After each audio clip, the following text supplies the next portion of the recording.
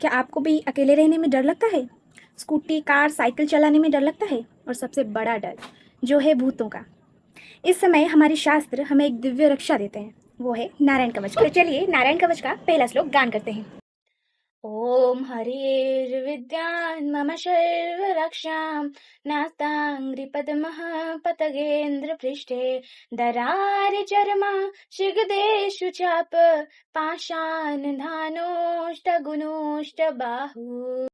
इसका अर्थ है श्री हरि हमारी सब ओर से, सब दिशाओं से और सब परिस्थिति में हमारी रक्षा करें, जिन्होंने अपने चरण कमल को गरुड़ जी के पृष्ठ पर विराजमान किए हैं, जो अपने आठों हाथों में शंख, चक्र, गदा, पास आदि आदि शस्त्रों को लेकर असुरों और नेगेटिविटी से लड़ने के लिए खड़े रहे हैं।